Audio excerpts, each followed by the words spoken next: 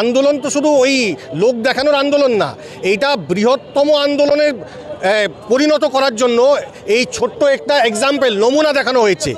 আগামী দিনে সারা কলকাতার যেরকম অচল হয়ে যেতে পারে, এই রকম সারা কলকাতায় লোক বসে যাবে, একটাও মানুষ নড়তে পারবে না, একটাও গাড়ি নড়তে পারবে না। যেভাবে আন্দোলন আজ থেকে 5 বছর আগে আপনারা দেখেছিলেন সারা ভারতবর্ষের মধ্যে যেভাবে আন্দোলন হয়েছিল, ওইভাবে ঠিক আন্দোলন হবে। একটাও গাড়ি নড়তে পারবে না।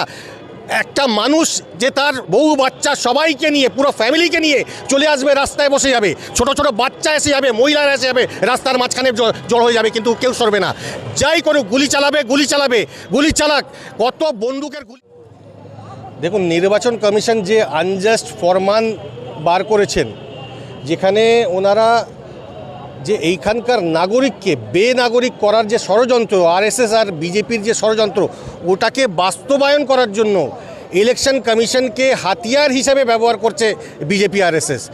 এই যে বাংলার বুকে বাংলার মাটি আর বাংলার যে আবহাওয়াকে নষ্ট করার যে পরিকল্পনা ইলেকশন কমিশন যে তৈরি করেছে, এই পরিকল্পনাকে বাংলার মানুষ কিন্তু কোনোদিন বাস্তবায়ন হতে দেবে না। বাংলার কালচার আর বাংলার ভ্রাতৃত্ব, বাংলার ঐক্যকে বাংলার মানুষ কোনোদিন মেনে নেবে না।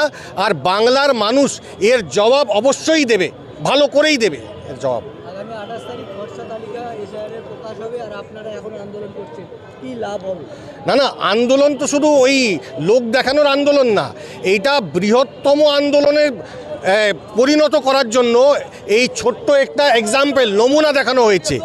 আগামী দিনে সারা কলকাতার যেরকম অচল হয়ে যেতে পারে, এই রকম সারা কলকাতায় লোক বসে যাবে, একটাও মানুষ নড়তে পারবে না, একটাও গাড়ি নড়তে পারবে না। যেভাবে আন্দোলন আজ থেকে 5 বছর আগে আপনারা দেখেছিলেন সারা ভারতবর্ষের মধ্যে যেভাবে আন্দোলন হয়েছিল, ওইভাবে ঠিক আন্দোলন হবে। একটাও গাড়ি নড়তে পারবে না। একটা মানুষ যে তার বউ বাচ্চা সবাইকে নিয়ে, পুরো ফ্যামিলিকে নিয়ে চলে আসবে, রাস্তায় বসে যাবে, ছোট ছোট বাচ্চা এসে যাবে, মহিলারা এসে যাবে, রাস্তার মাঝখানে জড় হয়ে যাবে, কিন্তু কেউ সরবে না। যাই করুক, গুলি চালাবে, গুলি চালাক, কত বন্দুকের গুলি আছে আমরাও দেখে নেব।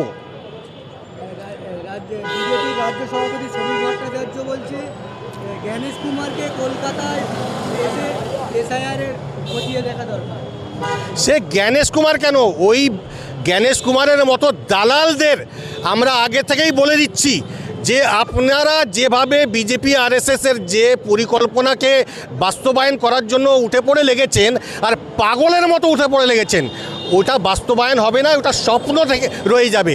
বাংলার মানুষ, আমি আগেও বললাম, বাংলার মানুষ খুব এবার জোর করে জবাব দেবে। যেভাবে জবাব দেবে পুরো পৃথিবীর মানুষ দেখবে আন্দোলন কাকে বলে।